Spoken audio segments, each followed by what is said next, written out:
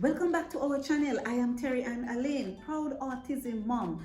We are here to share with you tips and tricks of how we navigate through our journey right here on the Autistic Edge.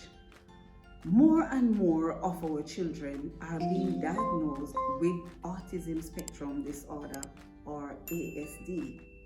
Here in Jamaica, the proper therapy and resources needed to help these children and adults are at a minimal, and more so, they are very expensive. So there are many parents who cannot afford these treatments. There are many children who are at home even without a diagnosis. To get a diagnosis, there are some persons they are on a waiting list. To see a speech therapist, they are on a waiting list because our speech therapists are very short. Now, it therefore calls for more parental involvement in helping these children. Parents are overwhelmed by varying factors. Burnt out from caring for these kids, the high cost of care, unavailability of resources, lack of support, and some parents simply don't know what to do or where to start.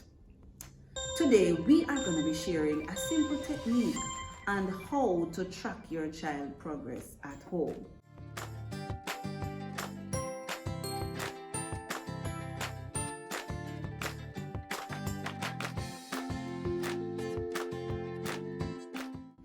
You see, documentation is important in the progress of our child. Here on the Autistic Edge, we are doing a lot of activities on our own to help our son Alex, who is on the spectrum. We are encouraging other parents to get involved and do something to help your child. Today, we are going to be sharing with you how to track your child progress at home. Now, this is a simple tracker. What we're going to be sharing with you is how to set an objective and how to track that objective or goal that you are working with your child. In setting an objective, there are some components that we need to take into consideration. I am going to use one of our objectives that we have to do an example. The objectives that you are setting should be SMART. Just remember this word, SMART. S means that it should be specific. Your objective should be specific. M, it should be measurable. A, it should be achievable. R, it should be realistic. T, it should be time-based, or there should be a time period for this objective. We are going to be looking at one of our objectives that we are currently working on with Alexavier. So here is the objective that we are going to be working on, and we have been working on for the past 2 weeks, to be able to complete 5 consecutive jumps within 2 weeks. Now, that's a whole sentence. Now we are going to break this down into our objectives. So if you're working with a therapist and your therapist gives you a goal, we want to be able to break down these goals into smaller parts so that we know that what we are working on in it is effective, right? Now you may get some additional instructions with the jumping, and it's not about jump. This is after we would have assessed and realized that he had no other medical condition why he's unable to jump. So what we are currently doing, child must complete 20 turns on the bicycle exerciser each day, practice the knee bending exercise, and we want to do about 10 of that daily. 20 bumps on the trampoline, and all of these activities are there to help propel the jump. Now you're going to be doing those, but we won't be tracking those. Remember the main objective here, 5 consecutive jumps that we are trying to work on for 2 weeks, all right? Now we have been working on this for the past 2 weeks, but what we want to do is to put it into the objective to see how you can track this for yourself and how realistic this can be, all right? So the objective must be specific. What is the specific here? 5 consecutive jumps. That's what we're working on. All right, 5. So we are able to do 5 jumps, one after the other. All right, that's what the aim is. Is it measurable? Yes, it's measurable because we can count the jump. All right, great, we can count them. So 5, if you are able to get 5, yes, you can measure 5 because you can count 5. All right, is it achievable? The achievability of this particular objective is going to be dependent on the child being able to do some other simpler things leading up to this.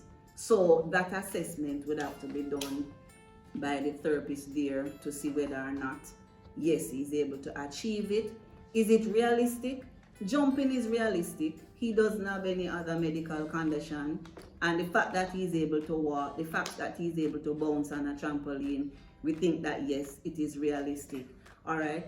And it's time-based. So is it time-based? Was there a time mentioned in there? Yes, in the objective, we have 2 weeks. So this particular objective that we have here, we can consider it as a SMART objective because it meets the requirement here of the term SMART. Now, so any objective that you get or any task or therapy or whatever activity you are working on with your child, make sure that you are able to match these areas on the objective. The objective must be SMART. Now, let's go to the tracker. So we have the days here. So we put the days in one column, right? So it's 2 weeks that we're working on for this. So it's 14 days, all right? And then each day, we are not going to, remember now, we're not counting the trampoline bounce. We're not counting the bended knees. We just need to make sure that those activities are being done. But what we want is to ensure that the child is jumping. So this is the low muscle tone tracker. I am going to rename this to the jumping or Alex jumping tracker.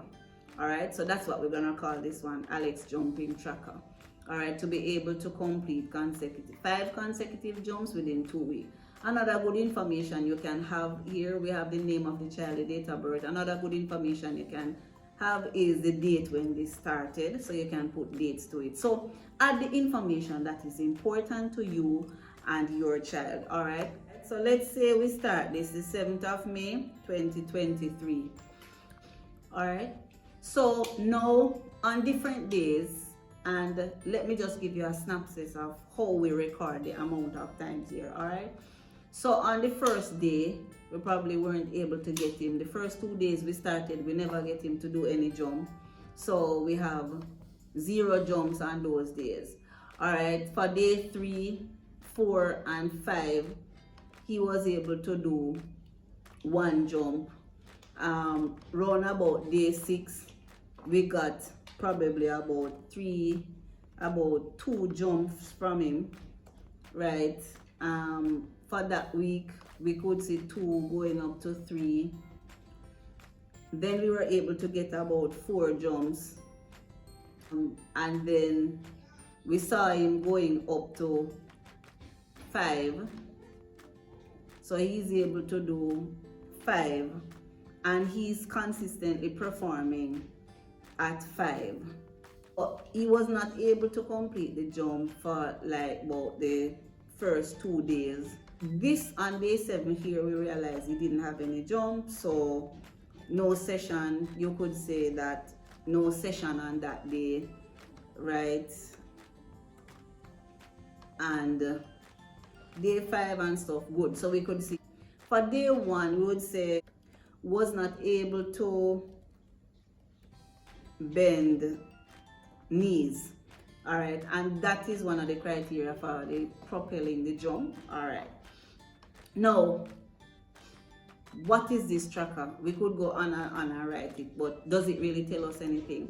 All right, so we're gonna put this simple tracker in a little format for you for presentation, so you're able to just tell a story with tracking your progress here or your child's progress. All right, so we're going to highlight the information we have here. We can keep the notes for Now go to insert, and we are going to do a quick graph. If you don't know which graph to select, you can always choose recommend, and recommendation will give you, a couple options here. I'll use the first one for simplicity. It's easier, and just click OK. And here we have a quick graph as to the progress. Now let us add a few stuff to it to make it a little bit more. So we want to label our graph. So add the title. So the bottom section here would be the number of days. All right, so these are the days. So it's day 1, day 2. On the y-axis here, you can have what the goal was, and that is the number of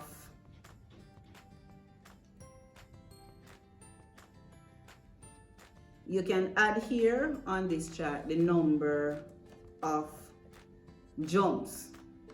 All right, so this goes up to 6, so 5, and then we can give our chart a title, and this we would have said it's Alex, which would be the name of the child, and this is his jumping tracker.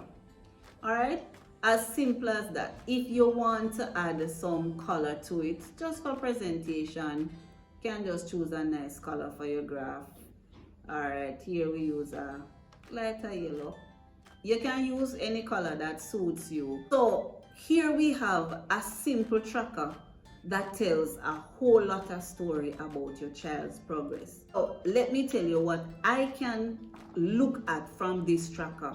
So right in this presentation, we are able to tell our therapist or whoever the medical person is working with that for the past 2 weeks you have been working with the child. Day 1 and 2, he was not able to jump, so we didn't see any jumping. Day 3, 4, and 5, we saw some improvement here. He was able to do 1 jump. Day 6, we saw where he went up to 2 jump. On day 7, there was no jump. Since he's improving so nicely, I assume that we never had any activity on that day.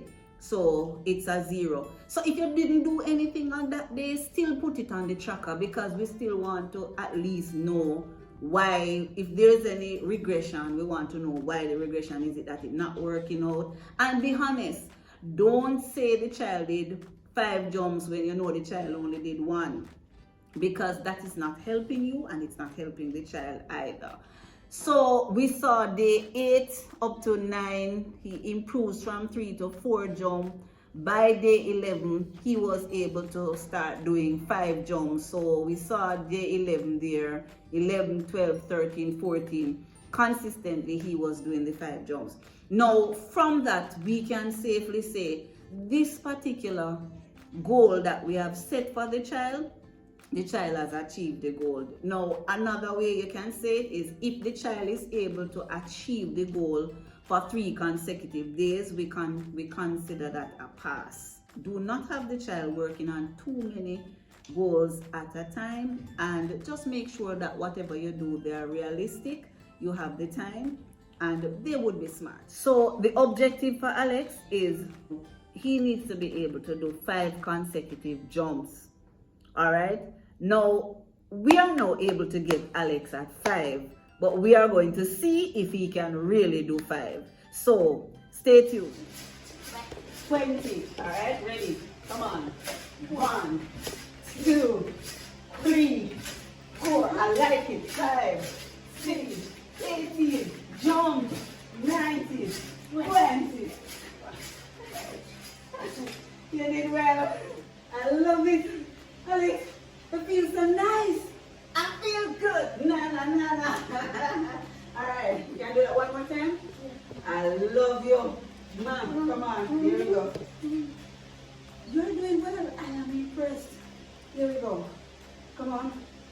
B, cherry, B. Cherry, B. B, cherry, B. Cherry, B. Jump. Ready? 1,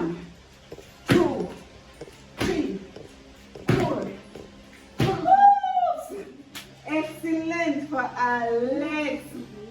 Beautiful. I just love it. So Alex have made that 5 consecutive jump activity, and let me tell you something. The objective was indeed SMART because it was specific. He achieved the 5. It was measurable. We are able to count the 5.